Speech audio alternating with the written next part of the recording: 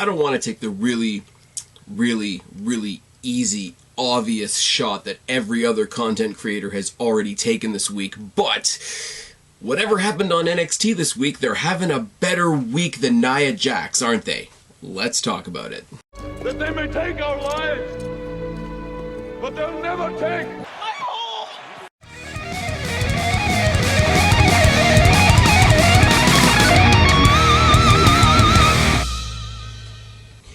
What's going on, everybody? It's your buddy, it's Spaz Phoenix, the YWC Reality Check, here with your NXT review for February 10th, 2021, also known as the go-home show for NXT TakeOver Vengeance Day. How are we doing? World still sucks? Everybody doing okay? If you're watching me, if you're listening to me, it means you still got a pulse. We're doing all right. Let's do some house cleaning before I spit out any more shitty jokes, because I'm tired, and I've got no voice, so this should be a good one, right? You may have noticed there's nothing from FlixFix this week. There isn't anything from FlixFix this week. Me and Kristen did not get together over the course of the weekend. We did not get any content done. Going to do the next 2 episodes of WandaVision, hopefully in the coming weekend, whatever the case may be. Get something out for you guys on Monday if you want to go back and check out some of the other stuff we've done, the Spider-Man speculation video, all the WandaVision stuff we've done so far. The kickoff to the year, it's a little out of date now, but it is what it is. Thank you for all you guys who've been following the FlixFix stuff. It has been a lot of fun, and it's something I'm trying to get more, because it's outside of the wrestling realm, I'm trying to get it more out there to more than just the wrestling community, I guess you could say. Plan to do the preview for TakeOver tomorrow with Jake. It is what it is. It'll go out Friday like it usually does. You guys are watching this on Thursday, so tomorrow also, there's TakeOver this weekend, but there's also Impact No Surrender this weekend, which has a weird amount of, like, intriguing sounding matches. If you guys are watching Impact way more than me, which is anybody that watches any Impact, throw it down in the comment section below. Let me know if there's anything I should keep an eye out for. I'll find a stream or something like that, whatever the case may be.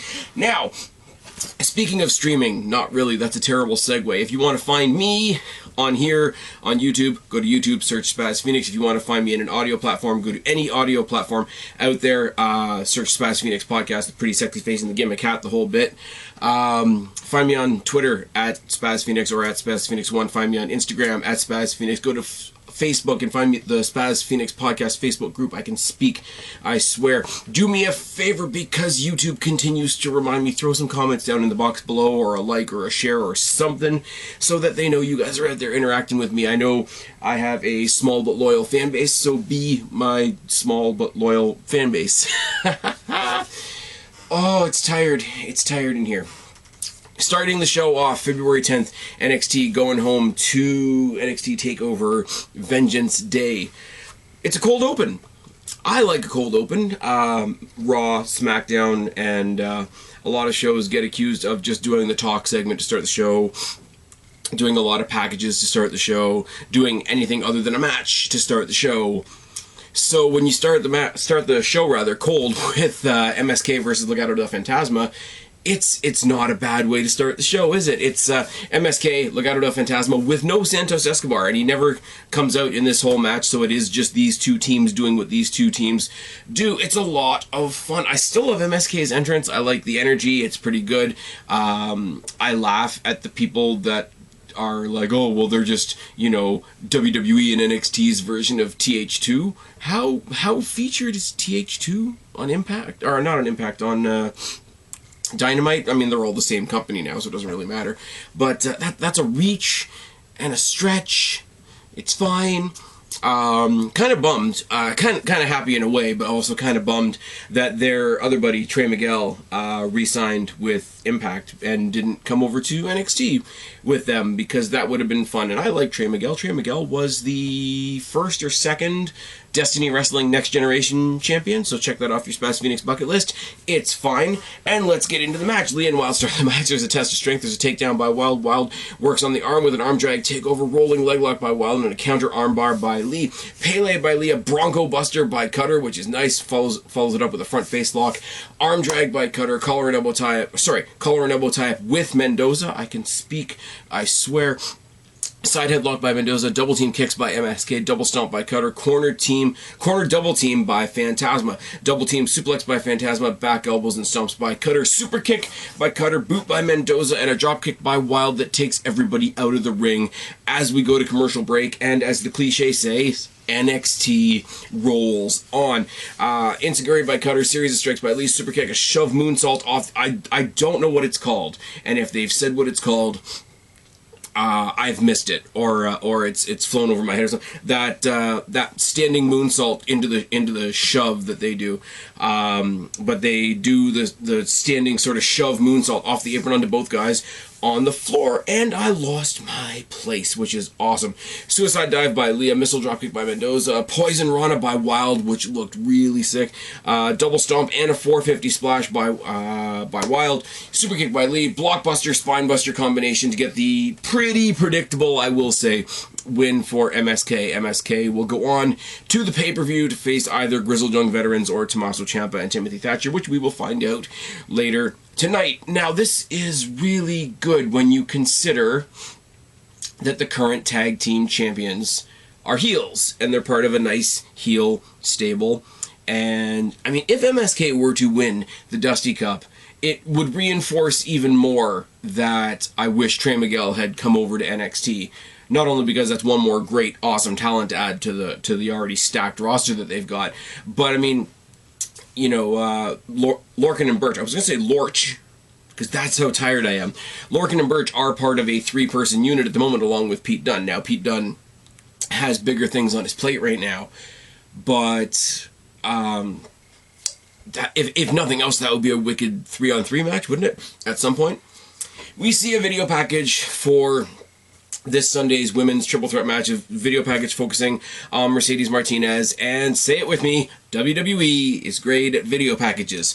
Moving on, we see Tian Sha, Xia Li, and Boa down to the ring. She's taking on Cora Jade. Now, Cora Jade sort of made her debut in NXT, not on NXT, which is a bit of a bummer. She debuted as the partner of Gigi Dolan, which is, can't think of her name now, Priscilla Kelly's new name, and they make a pretty decent team. They fought Shotzi Blackheart and Ember Moon in the first round, and that was one of those matches that I talked about on here that ended up being NXT on 205 Live. Now, there's a couple of things wrong with that. 2 new talents, and I mean, the Stark chick debuted on NXT on 205 Live as well, so that's kind of a bummer. It's like Dark, except, you know, never mind. I was going to make a joke there, going to take the high road. You debut 3 new talents on 205 Live instead of on NXT, and then you debuted the team of Ember Moon and Shotzi on 205. When you consider how much Ember and Shotzi seem to be throwing into this gimmick, from everything from the music to the matching gear to the mixed gear to the entrance, the whole bit, kind of a bummer move to debut that on 205 Live, but I'm getting off the point. Alright, aren't I? Cora Jade is there tonight just to be another body in the ring for Xia Li as she gets killed, but before the match even starts, Kacy Catanzaro and Caden Carter, who have a long-standing, like, hey, what the fuck is your problem relationship with Xia Li, as she went off and got the crap beat out of her by Tian Sha and Boa and all that kind of thing, and basically they're trying to take the higher ground. You know, this isn't you, what are you doing, what's happened to you, what's she done to you, the whole thing. Basically gets ignored by Xia Li, and she kills Jade with a spin kick, lol. Post-match assault, as you would imagine, from the newly heel-turned Xia Li. Caden tries to tell off Tian Sha because Catanzaro's in the ring, on the ring apron, trying to get Xia Li to, like, not be a psychopath, pretty much. Caden tries to tell off Tian Sha, who never leaves the chair and doesn't even really change their position the whole time they're being told off. Xia Li, as this new minion, so to speak, just takes her and tosses her off the ramp. And then Sha finally does get up and chokes Boa, and Xia Li tries to get her to not choke Boa, and to get her to not choke Boa, she's got to go kick the crap out of Kacy Catanzaro. So she does that as well, which is nice. I love it. I love the Tian Sha thing. I love the animated thing they did last week. If they're gonna go full stereotype, full, like, this is WWE's version of Mortal Kombat, just go all the way in on it. Like, I don't even know. I don't know what to say. I had the thought, because they're clearly not going to debut Boa, because Boa hasn't wrestled. Like, didn't he come in, like, when he first joined the Performance Center, and NXT basically went, look, we signed a Chinese guy, and then he had a match, and then he disappeared. And he hasn't had a match since he's joined this new, like, little Chinese mafia thing they got going on here. So if he's not going to wrestle, and Tian Sha's not going to wrestle, that means you've got a group of 3 people, and only one of them fights. And that's really... It's really weird for storytelling, and it's really weird for them to start problems with a tag team if they're not going to have a tag team match. So I have a feeling, while Casey Catanzaro and Caden Carter have been taken out of the Dusty Classic, which is a bit of a bummer, I think they're going to spin them off into a tag team story with Xia Li and Tian Sha, which is not the worst thing in the world. I don't mind the goofy stuff. I don't mind the weird stuff. If Boa is going to sit there like a fucking bouncer while these 2 women go in there and destroy people, I mean, there's harder ways to make a paycheck, is there not? Going backstage with William Regal, he sends out his congratulations to MSK. He sends out his best wishes to the rest of the remaining contenders for the Dusty Classic, and talks about how the Dusty Classic is going to culminate on Sunday, rah-da-rah-da-rah.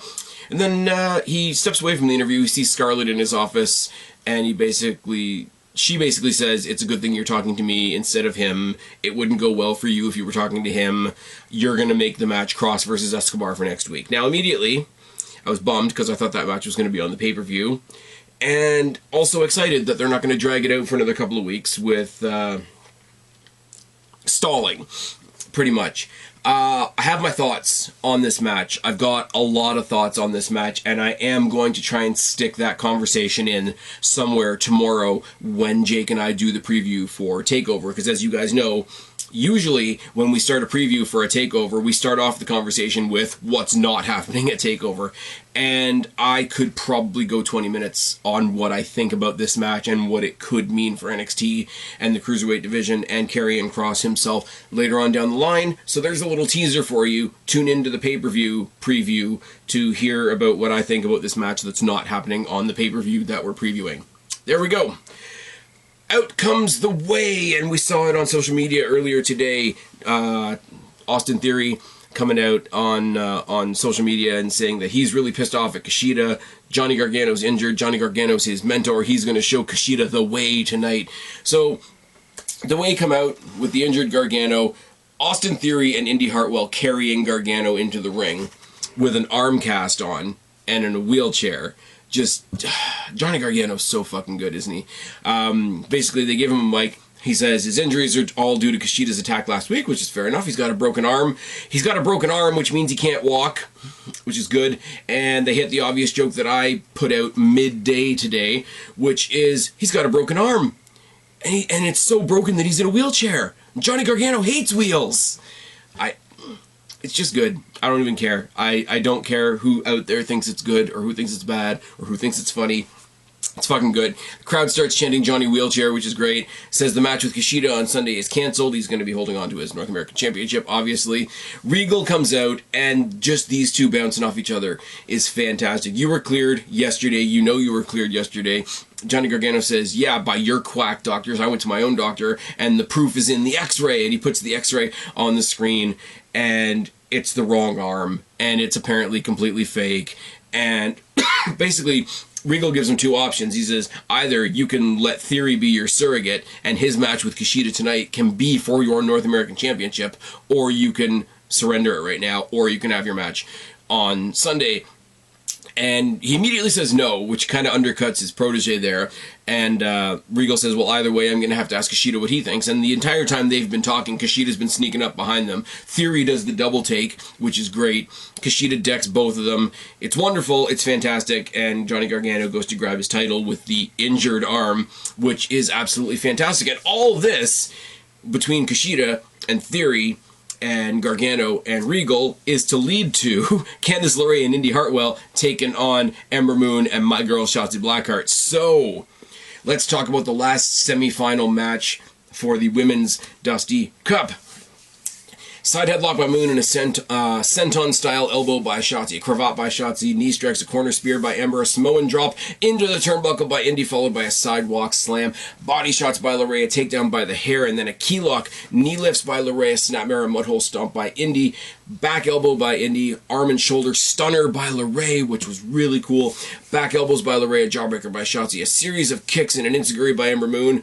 Neckbreaker, codebreaker, super kick combination by Ember Moon and Shotzi Blackheart was really nice. Basically ping-ponged Candice LeRae around the ring between the two of them. But then, not to be outdone, Indy Hartwell helps LeRae up to the top turnbuckle, and she goes to the outside. Head scissors Ember Moon off the apron onto Shotzi Blackheart on the floor into the commentator's desk.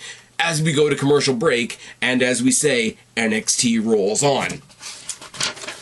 I don't know how NXT rolls on, or SmackDown rolls on, or Raw rolls on, or Dynamite rolls on, or Impact rolls on ever became a bad thing. Because if it's not rolling on, then it means the show's over. And if the show's over, and the match is still going on, that's pretty shit. That's WCW Halloween Havoc Goldberg DDP stuff, isn't it? Yeah, I hear a lot of people make fun of that pay-per-view, so it's an easy reference to pull. Ember tosses out Indy as we come back from the commercial break. Press slam and punches by Shotzi, a jawbreaker by Shotzi, and a senton against the ropes. I do like the way that Shotzi Blackheart throws herself around the ring. The way she does that it's almost like a cannonball, but it is a sideways senton into the ropes, and it's not nearly as controlled as people that do the cannonballs into the turnbuckle, because there's a lot more give. You're in the ropes, the person's body may go one way or the other. And every time I see something like that, it reminds me of the interview that I've told you guys about a lot, and I'm still going to encourage anybody that hasn't listened to it to go and listen to it. Listen to Shotzi Blackheart's interview on the Lillian Garcia podcast, and how one of her goals, and she said it multiple times, is to bring hardcore wrestling to the NXT women's division. And I think not in the case that they're going to do a big TLC match next week or anything like that, but I think in some of the reckless stuff that she does, and the stuff that she wrongly gets criticized for, I think she's gone some way to get that. Modified GTS by Moon, face buster by Shotzi, moonsault by LeRae, moonsault kicks Indy into LeRae, which is, I don't know why I wrote that like that. My writing is shit, it's fine. Super kick by LeRae, the wicked stepsister, and an elbow to the back, to the mid-spine by Indy, and a near fall, but it's broken up, obviously, by Ember Moon. Corner knee shot, second rope draping DDT by Shotzi, eclipsed by LeRae, senton by Shotzi onto both women. This was a cool spot too. Eclipse was hit on LeRae by Ember Moon. Indy Hartwell immediately goes and covers up her mentor, so they both take the brunt of the senton by Shotzi, and Shotzi and Moon get the win. They have a stare down with Dakota Kai and Raquel Gonzalez, and there is your final for the Women's Dusty Classic. And William Regal comes out to confirm what we've all been pretty much assuming all along, and that is that the winner of the Women's Dusty Classic is going to get a shot somewhere down the road. WrestleMania! I'm just saying. Somewhere down the road at the Women's Tag Team Championships. Now, you guys know where my heart lies, but whichever one of these teams wins has to win the belts. Because it's the first, like, we laugh at WWE because they do first time ever a whole lot. NXT isn't too shabby at their first time ever stuff, and this is the first ever Women's Dusty Classic. It's the first ever time that a women's tag team has had a decent shot, and I will say a decent shot because last time there was a match, it was against Bayley and Trasha Skanks, and you know they weren't going to drop the belts at the time to anybody in NXT. So it's the first time that anybody from NXT has had a decent shot at those tag team titles. They're going to win. And more to the point, I think they're going to bring those titles to NXT. Like I've been saying for a while, like you've heard me and Jake say in previews and whatever, the stacked women's division in NXT could use a second title. And they will save it. I will say this again, they will save those women's tag team titles the same way they saved the NXT Cruiserweight Championship. And if they turn them over, put them on a black strap like we've talked about before, and call them the NXT Women's Tag Team Championships, that won't hurt my feelings either, will it? Now, I feel bad for Shayna Baszler in this mix, because Shayna Baszler shouldn't be getting shit on like I'm about to shit on the current champions. But Nia Jax, who in all reality, 2 days ago on Raw, broke her ass. That's a thing that happened. Either they're still going to have the titles, or the even trashier team of Naomi and Lana are going to have those titles. Either way, let's just say that my girl Shotzi and Ember Moon win the Dusty Tag Team Cup. They go on to, say, WrestleMania and take those belts off of those two makeshift teams. That's really, really good. I want to see Ember and Shotzi riding into the CWC on Shotzi's tank with those WWE titles, bringing them back to NXT. I think that's going to be really, really good. In the back, Escobar talks some shit about his match next week with Cross. He sort of scolds his boys for losing their match earlier, but not really. He's like, you want to make it up to me? Make sure Cross doesn't make it to our match next week, and sends them on their way. And yeah, only good things can happen from that, right? We see a video package on Balor versus Dunn, which is good. Say it with me once again. WWE is great at video packages. Moving on. Kushida versus Theory is kind of a bummer, because we came out of the video package with Balor and Dunn, and Kushida versus Theory was already in progress. I don't know. Both men brawl to start off the part of the match that I saw. I was about to say to start off the match, but I just said that it was already in progress. So to start off the portion of the match that I actually saw, both men brawl for a little bit. Dropkick by Theory and a Snake Eyes, corner spear by Theory, boot by Kushida and some right hands, a hip toss by Kushida, a dropkick, an armbar drive. I like Kushida in general, but I do really love that armbar driver that he does. I still don't know what else it's called, so I'm still going to call it the armbar driver. It is what it is. Kushida stomps on the shoulder blades, which was really... He did the... where you grab both arms, pull them back, almost like you're going to do a bow and arrow or a surfboard stretch. But instead of that, he just holds the arms and stomps on the shoulder blades, between the shoulder blades, on the spine, and it's just different enough to make it uncomfortable. We get used to seeing things in wrestling. We get used to seeing somebody twisted a certain way. We got used to what the crippler crossface looked like, even though it would kill. We got used to what the sharpshooter looked like, even though it kills. We got used to the yes lock and the single leg crab, and the figure four became the figure eight and all that sort of thing. Now, all these things are painful, but because they're so familiar, we as people watching the wrestling get used to them. When you see something like that I've never quite seen done that way, I'm sure it's done for they've done it a million times in 5-star matches in the Tokyo Dome, brother. But I didn't see it, so it's kind of cool to me. From there, he does the double armbar spot. It's sort of the beginning of the Rings of Saturn, but instead of locking in the full Rings of Saturn, he just sits on the armbar, which again is just like we're working on the guy's shoulders. We don't want him to have arms anymore. Kitchen sink by Kushida, arm breaker over the shoulder by Kushida, forearm off the apron by Theory, sends us into commercial break, and NXT rolls on, bringing it back. It's fine. Armbar by Theory, both men trade some knee shots, fall-away slam by Theory, some mounted punches, some chops, atomic drop, back elbow, mic check into the ring corner by Kushida, tackle to the outside by Theory, I cannot read my writing to save my goddamn life. Armbar on the apron gets broken up with a free cheap shot by Gargano, which ends the match in a DQ, but more importantly, there's a post-match 2-on-1 beatdown, Gargano and Theory beating the shit out of Kushida. And then, because we can't have nice things, Theory gets pulled under the ring. Gargano reaches under the ring to pull him back out, and it's Loomis! Yay! And then they do a side-by-side where the hoverboard lock is locked on Gargano and Loomis has the choke thing, and I really don't care about Dexter Loomis. I know the people that listen to me, right? I know there's people that aren't into, like, Shotzi and her tank. I know that there are people out there that are not into the Tien Sha stuff because it's a little bit Mortal Kombat. I know there's people looking at the main roster that aren't as into, the Alexa Bliss and Fiend thing. But please, and I'm asking this objectively, if anybody out there is into Dexter Loomis being involved in anything important, Please let me know. Because I want to be unbiased, but I'm not.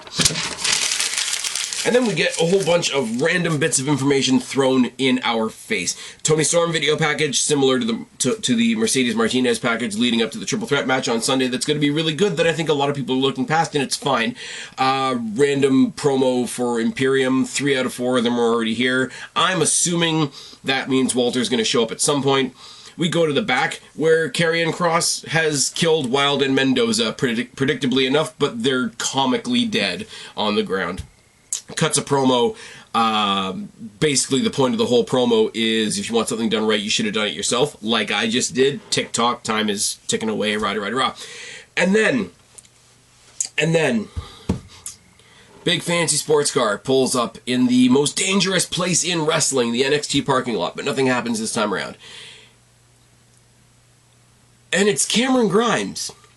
It's Cameron Grimes, nice clothes, nice jacket, even though he's not wearing a shirt, it's fine. He's got glasses on, which is fine. He pays some people, he pulls a big wad of money out, he pays some people to park his car, because he says he hasn't gotten used to the car and he doesn't know how to park it.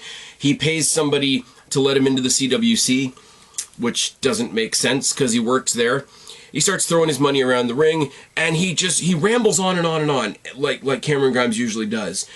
And the story is that he was going to come back to NXT as soon as he could, and he was going to put his feet through Thatcher's chest for injuring him. But instead he went home, and he found out how cool video games are. And then he went to GameStop, and he bet on GameStop, and he got rich. So Cameron Grimes is a millionaire now, because he bet on GameStop. And that's the story. Nobody interrupted him. He just sort of sat in the ring, Scrooge McDuckin with all his money, making the bills fly. And I got nothing. I can't hate it, because it's so ridiculous, and it's so... I applaud WWE for once for doing something that's actually current. I'm not a stock person. I'm also not a gamer, so I'm twice removed from the GameStop thing, but it's a thing. It's guaranteed to be one of those things that almost everybody will have some kind of opinion on, but also, I went and bet on GameStop. There is a parallel universe where Cameron Grimes and AJ Styles are a tag team, and it's monstrously good or awesomely monstrous or something. But I got nothing. Grimes spent his time doing recovery and playing video games and betting on GameStop, and now he's rich.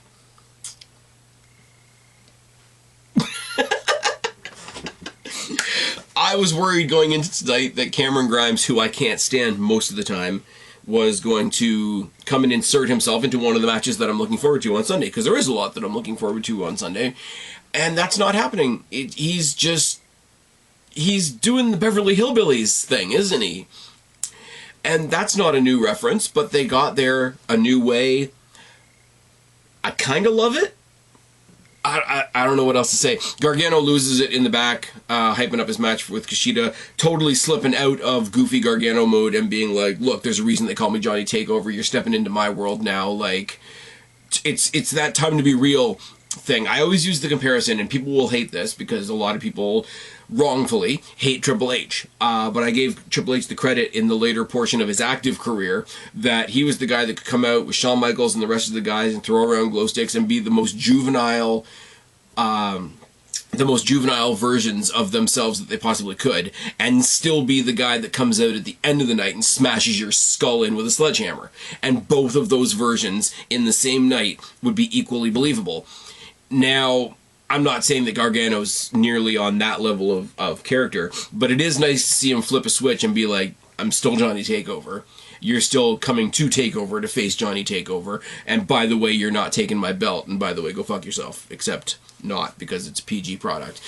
Anyways, Ciampa and Thatcher versus the Grizzled Young Veterans is our main event of the evening. We get the usual Great Gibson promo, but it gets cut off by Thatcher and Ciampa, and they brawl around the ring. All four men brawl around the ring before the match even starts. There's a double team mudhole stomp against the railing by Ciampa and Thatcher before they finally get back in the ring.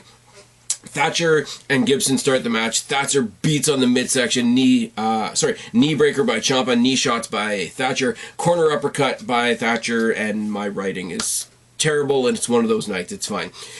Mudhole by Drake and a clothesline, more uppercuts by Thatcher. Drake tosses Ciampa into the steps. There's a corner double team by the Grizzled Young Veterans, and then a double team powerbomb on Ciampa on the apron. He goes crazy selling it. Commentary goes crazy reminding us about all of his neck injuries like we need reminding. And he's out when we come back from the commercial break, for a little bit anyway. Drake and Thatcher, they trade some shots in the middle of the ring. Side slam by Gibson. Grounded headlock by Gibson and some uppercuts and some more double teaming. Thatcher knocks Drake out of midair when he goes for the world-famous top rope something. Finally, Ciampa gets back in with a series of lariats. Air raid crashes Drake onto Gibson. Chops by Ciampa. They trade some right hands with Gibson. I can speak, I swear. Double throat shot by Gibson. It says double thought in my notes. Double thought by Gibson. It should be a double throat shot, but it's very tired in here. Deadlift vertical suplex, doomsday device by Grizzled Young Veterans, tossing Thatcher out of the ring. There's another suicide dive by Drake, and then Drake keeps Thatcher out of the ring after they hit the ticket to mayhem. The pinfall is had on Ciampa, on your multiple-time former NXT champion for the Grizzled Young Veterans to get the win. I really like this because I really thought they were going to go the route of a lot of other Dusty Classics where the oddball team goes all the way. And that's been fine, by the way. Ricochet and Black is a good example. Obviously, the first one was Balor and Joe. Not the Hype Bros. That's a different team entirely. The Broserweights were a fun team for a while. But the fact that we've gotten to the end and it's two actual tag teams and two relatively new tag teams in a different way. Grizzled Young Veterans are a new team to this version of NXT because they've always been sort of seen as the guests, and I think they're just here now. MSK being new to NXT, WWE in general, it's a nice story. Now, you can kind of see where it's going to go when you look at who the champions are right now, but it is what it is. They have a stare down with MSK to sort of end out the night, to end it on a dramatic note and whatever, and then we throw down to the commentators who pop out from behind commentary to give us a rundown of the actual card, which I'm going to talk about in a second. But let's see what we've done here. We've got super rich guy Beverly Hillbilly Cameron Grimes now. That's something. We got Santos Escobar versus Karrion Kross coming up next week on NXT. Like I say, when we get into the preview with Jake tomorrow, I'm going to get into more detail on what I think about that, because I think there's a lot that could come out of that I don't think a lot of people are acknowledging. It's fine. It's only my opinion at the end of the day, and you can agree with me or you can be wrong. It's fine. Maybe Casey Catanzaro and Caden Carter versus Xia Li and Tian Sha. Could be fun, could be interesting, but NXT TakeOver Vengeance Day, just because I know people love the name so much. They love the name. I'm going to find all the hate. I'm going to find all little Sidgwicks out there that hate this, or pretend to hate it, or think they have to hate it, or performatively hate it, and I'm going to tattoo the big red V on their foreheads in their sleep, because it's going to be good. You're going to get to it on the night and be like, well, yeah, it's good wrestling, but what else is it? I'm like, kind of tune into a wrestling show to watch good wrestling. Anyways, got Gargano versus Kushida as Gargano makes his miraculous recovery from injury. I'm an asshole. It's fine. Io Shirai versus Toni Storm versus Mercedes Martinez, which isn't getting nearly the attention it deserves from fans or from the brand, really, to be fair. Shotzi and Ember versus Dakota and Raquel as the finals of the Women's Dusty Classic. They're going to go on and face a WWE Women's Tag Team Champions later on down the line. MSK versus Grizzled Young Veterans for the final of the men's tournament, and they're going to go face the NXT Tag Team Champions at a later determined point, whatever. And then you got Dunn versus Balor, and you've got the added caveat that Edge is probably going to be there keeping an eye on Dunn versus Balor. And yes, I'm keeping alive my idea that Edge should take on the winner of that match because I'm ridiculous. I will say, and probably another thing we'll touch on tomorrow as well, everybody thinks that Edge is going to face Roman Reigns at WrestleMania. And while that would be a lot of fun, and while that's like great character study stuff, I'm pretty sure Roman Reigns is a good set of hands to put him in. I mean, he's been back for a year now and he proved himself in the Rumble, but you still don't want the guy to re-injure himself. So he's a good set of hands. The character work will be great. On a surface level, you can do that cliche, oh my god, it's the spear versus the spear thing. The last person WWE needs Edge to face at WrestleMania is Roman Reigns, and I'll tell you why. It's not just because I want him to come to NXT. The pool of potential challengers for Roman Reigns on SmackDown for that title is vast. You could do Daniel Bryan. You could do another round of Kevin Owens. I know a lot of people would hate it, but the chemistry they have is great. You could do something with the family story that we haven't seen before. There could be a turn, a twist, whatever the case may be. You could take the two guys you're pushing right now in Cesaro or Shinsuke. I know everybody says Cesaro's never going to get a push. Shinsuke, they've already pushed once. So there's a deep pool of potential challenge. There's not a whole lot of believable challengers out there for Drew McIntyre other than Randy Orton, which is going to make everybody want to eat a gun.